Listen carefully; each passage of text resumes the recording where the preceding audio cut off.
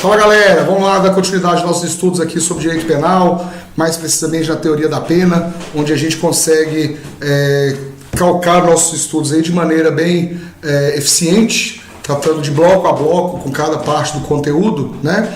Falamos já nas aulas anteriores aí sobre o SURSI, falamos sobre espécies de penas, sobre modalidade de penas, vamos dar continuidade.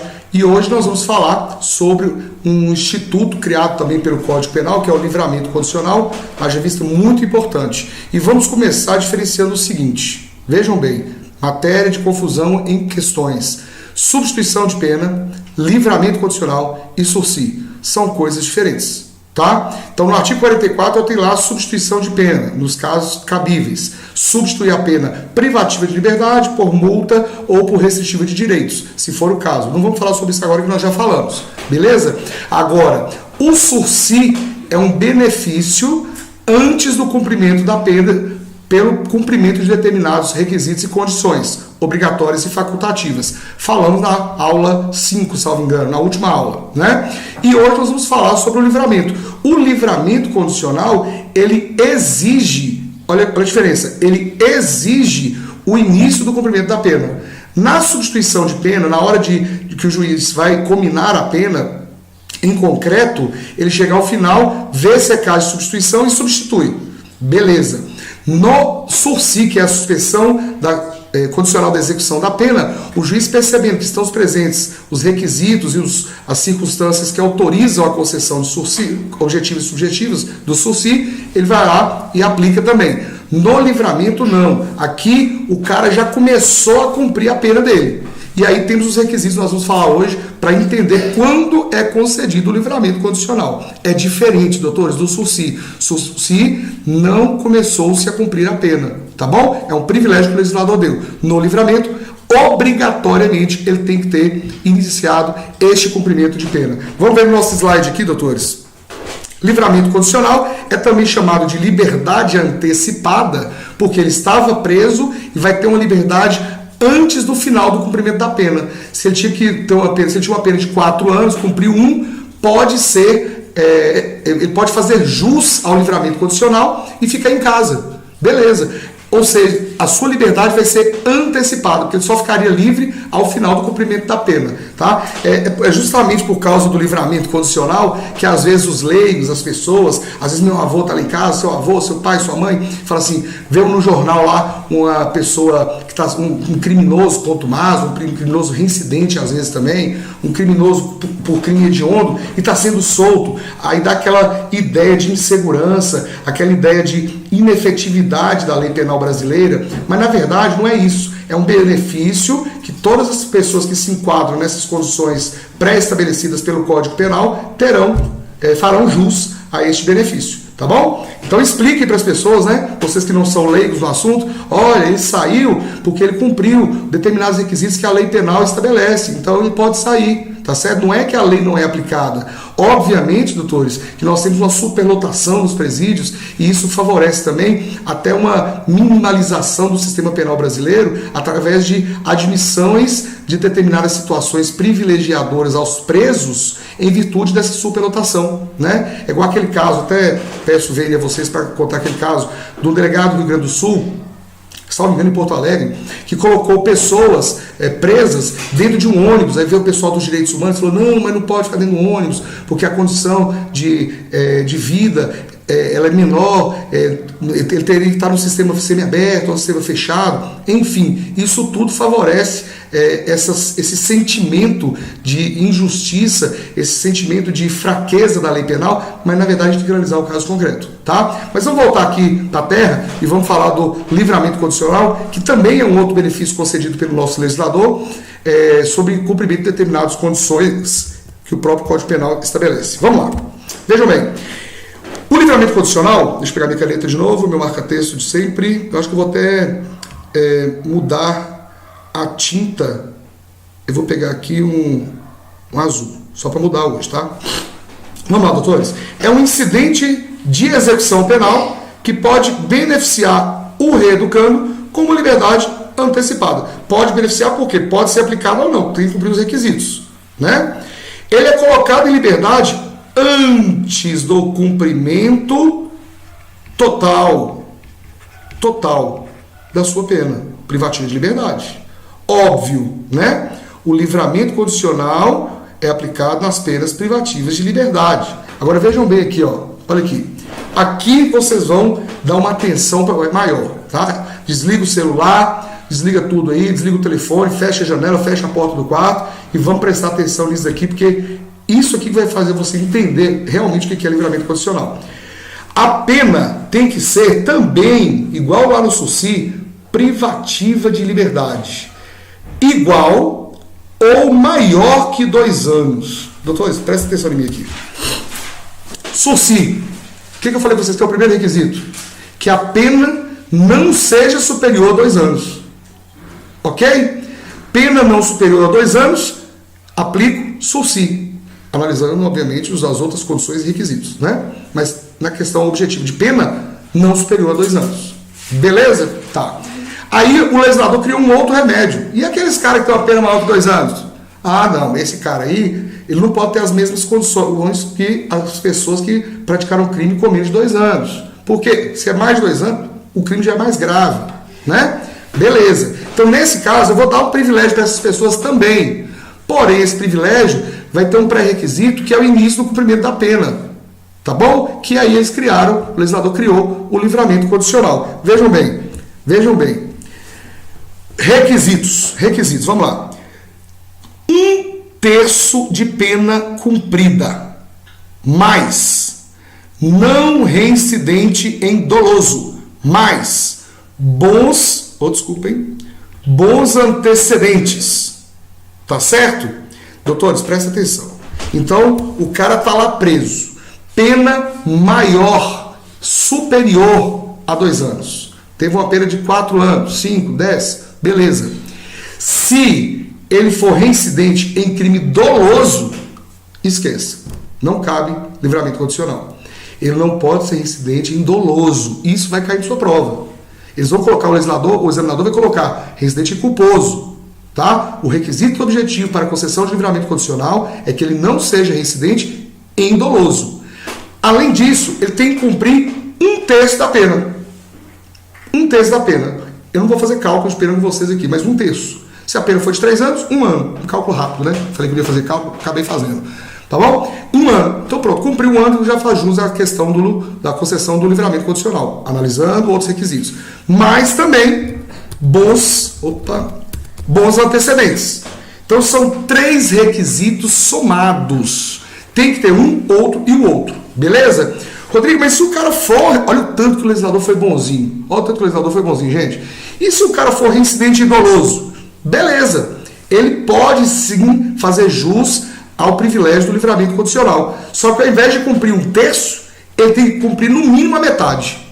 Beleza? A pergunta de prova.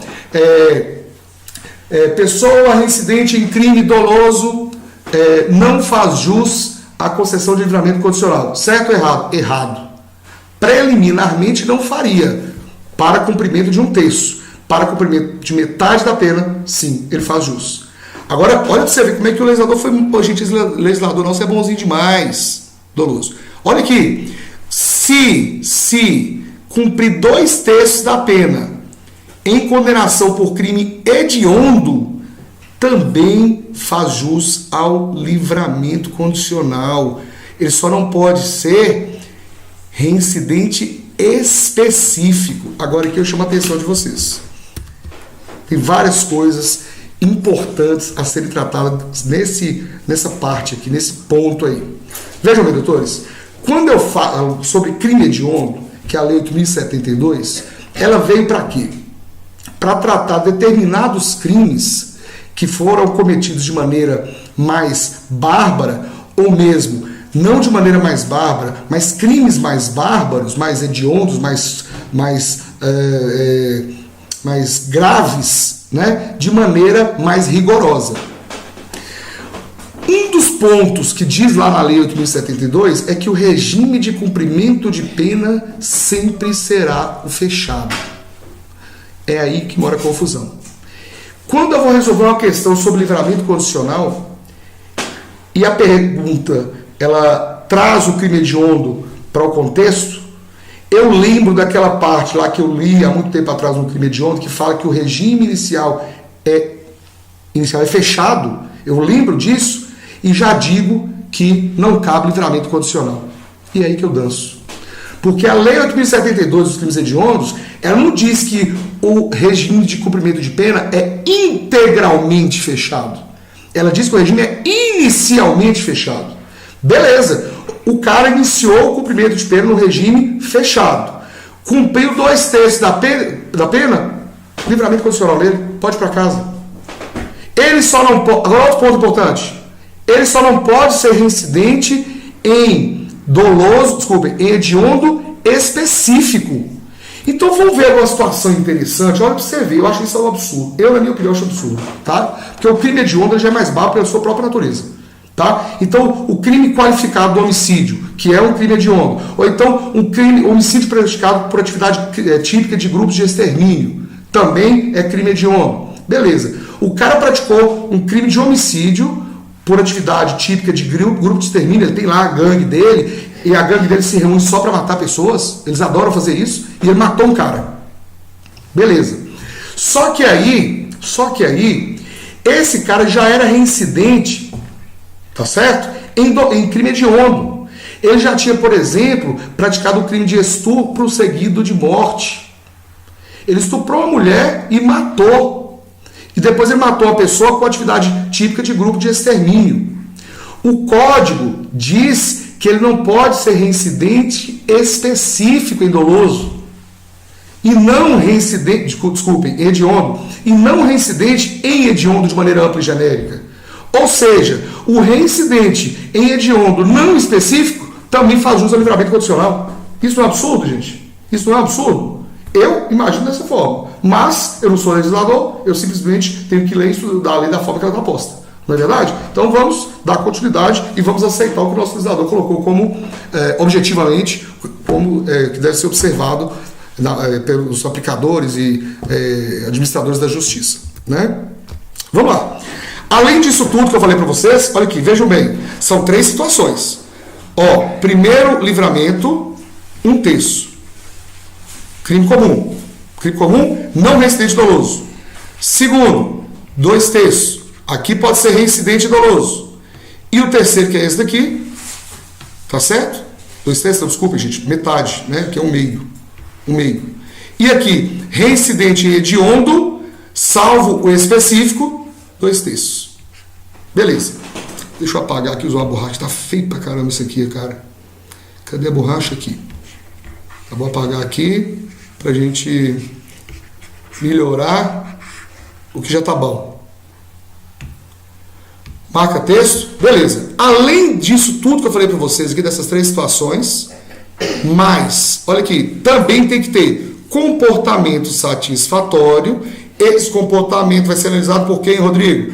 Pelo juiz da execução da pena e pelo diretor do presídio. O juiz vai perguntar ao diretor do presídio: o Rodrigo Amaral lá, que está cumprindo pena, ele já cumpriu 2/3 da pena e praticou crime hediondo. Ele faz jus à concessão do livramento condicional. O advogado dele está requerendo aqui.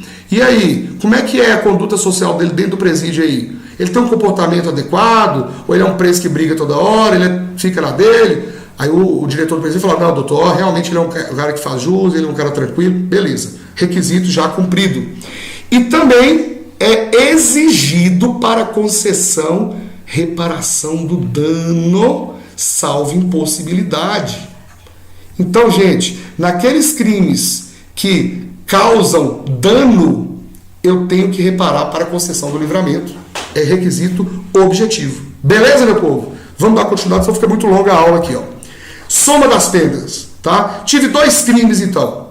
Tem um crime punido com pena de reclusão de 2 anos e pratiquei um outro crime também com pena de 3 anos. Somo as duas para concessão do benefício. Beleza? Aliás, vamos falar diferente, que ficou bem antagônico isso daí. Tive um crime, a concessão do livramento condicional, crime com pena superior a 2 anos. Não é isso? Tive um crime com pena de 7 meses. Tive um outro crime com a pena de 1 ano e 8 meses. Somando as duas dá 25 meses, ou seja, 2 anos e 1 mês. posso somar para a concessão do livramento. Tá certo? Agora, vejam bem aqui, ó. Vejam bem, tem até uma parte importante que eu ia falar para vocês. Eu vou aqui na frente, depois eu volto ali, tá? Revogação. Olha aqui, doutores. Revogação. Condenação irrecorrível à pena de privativa de liberdade em qualquer crime. Cometeu crime com pena privativa de liberdade, revoga a concessão do livramento condicional.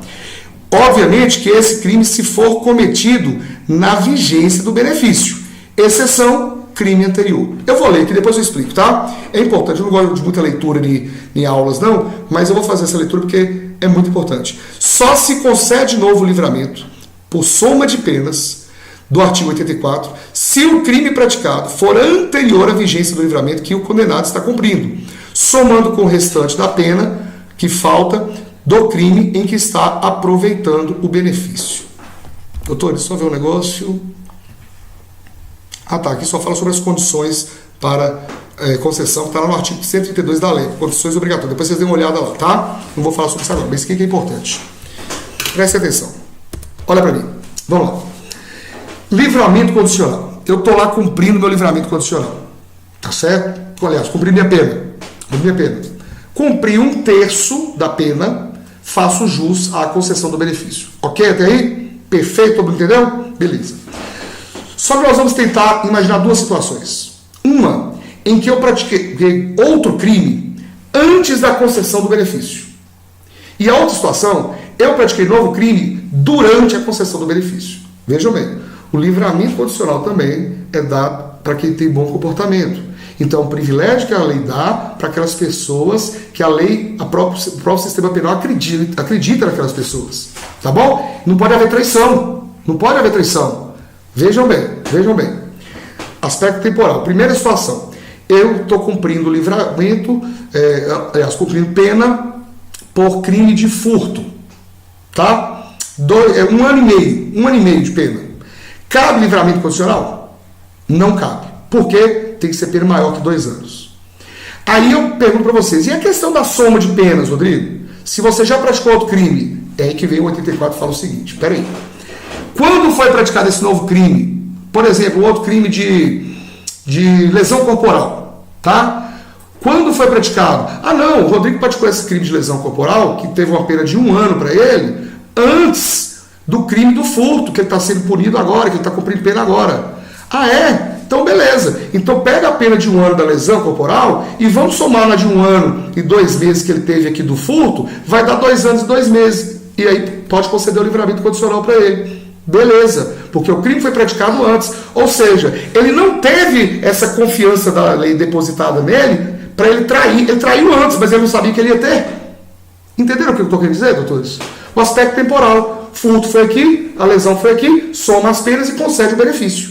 Beleza? Tudo bem. Agora a outra situação é traição. É uma traição mesmo, tá? Tô lá cumprindo a minha pena de furto, beleza? Aí eu pratico um novo crime. O meu advogado entrou na justiça querendo a concessão do livramento, solicitando a soma das penas dessa nova lesão corporal que eu pratiquei lá dentro do presídio. Né? Tô dentro do presídio lá, fui lá e cortei o braço de um cara com a faca. Eu estava sendo punido por um crime com 1 ano e meio, não faz jus ao livramento condicional. Pratiquei um novo crime, meu advogado espertão, querendo me favorecer, obviamente, né, quer patrocinar a minha causa, ele simplesmente fala assim, não, juiz, vamos somar as penas aí, ó. O cara praticou um novo crime, agora ele tinha 1 ano e meio, agora tem mais 1 ano, tem 2, faz jus à concessão do livramento. Nananina não, porque se ele praticou o crime na constância do benefício, o legislador entende isso como uma traição. Então essa pena não vai ser somada. Não vai ser somada. Vai ser revogado o benefício dele e ele volta a cumprir a pena todinha. O prazo que ele cumpriu sobre livramento, se for o caso, se ele tivesse um livramento, não pode ser computado. Nem isso não pode ser computado. Ok? Um momento. Vocês entenderam isso, né? Beleza. Tá certinho? Então tá. Vamos lá. Vamos passar aqui, ó. Agora eu vou falar sobre revogação facultativa. Se ele descumprir as condições estabelecidas na sentença, porque no livramento nós temos as condições, gente, vai estar lá no artigo, só um segundo, 83, né? 83, que é o livramento condicional. E o 87 a gente pode analisar aqui a revogação facultativa. Não, mas eu estou falando sobre os requisitos do livramento condicional. Então nós temos os requisitos objetivos, tá? E as condições específicas, tá? Que são estabelecidas para a concessão do benefício. E temos no livramento facultativo a revogação facultativa, desculpa, livramento facultativo não, gente. A revogação facultativa do livramento vai ser quando ele descumprir algumas condições que o juiz possa ter vindo a estipular na sentença, não aquelas do código, mas outras. Exemplo, aquilo que eu falei com vocês, o cara brigou numa boate, então você não pode mais naquela boate. Ok? Entenderam isso aí? Beleza. Vamos lá.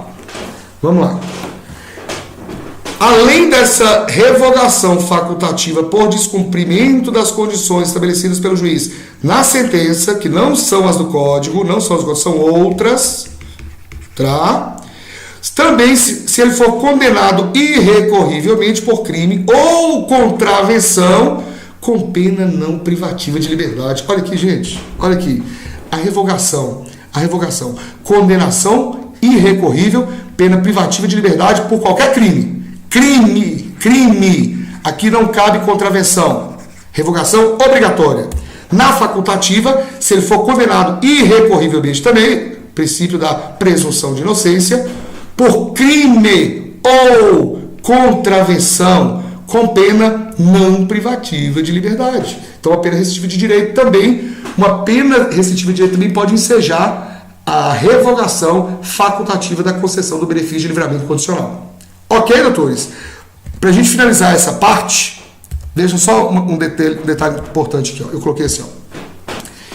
Doutores, e se a pessoa for condenada por contravenção à pena privativa de liberdade de prisão simples? Ô, doutores, presta atenção, gente. Vamos ver aqui. Ó. Eu disse para vocês que revogação obrigatória para pena privativa de liberdade atribuída a crime. E se ele tiver uma pena privativa de liberdade de prisão simples, mas se ele tiver praticado contravenção? Vocês entenderam? Crime, pena privativa de liberdade, revoga obrigatoriamente. Tá certo? Contravenção, pena não privativa de liberdade, revoga facultativamente o livramento condicional. Mas vamos misturar isso aí tudo. E se ele tiver uma pena de privativa de liberdade, tá? De prisão simples, que é o caso, mas o que ele praticou foi uma contravenção, ou seja, não caberia nem a obrigatória nem a facultativa. E aí, doutores? Vejam bem. Nesse caso, foi uma omissão, do legislador. Foi um cochilo, ele dormiu, ele esqueceu de resolver esse problema, tá? Olha aqui, doutrina minoritária não revoga o benefício por ser mais proveitoso, eu esqueci de escrever aqui, ao condenado. Mas isso não está pacificado, tá? Isso é só um entendimento doutrinário, doutores. Tá? Diante de uma questão dessa, você pode até conseguir, às vezes, a anulação da questão. Porque isso não está pacificado. Pelo menos que eu saiba, não. Eu posso estar enganado. Tá certo? Vamos dar continuidade na próxima aula falando sobre efeitos da revogação do benefício. Ok? O tempo já foi demais. Eu vou finalizar o livramento condicional com os efeitos da revogação e depois a gente continua com a segunda parte, a outra parte da matéria. Muito obrigado a todos. Um grande abraço.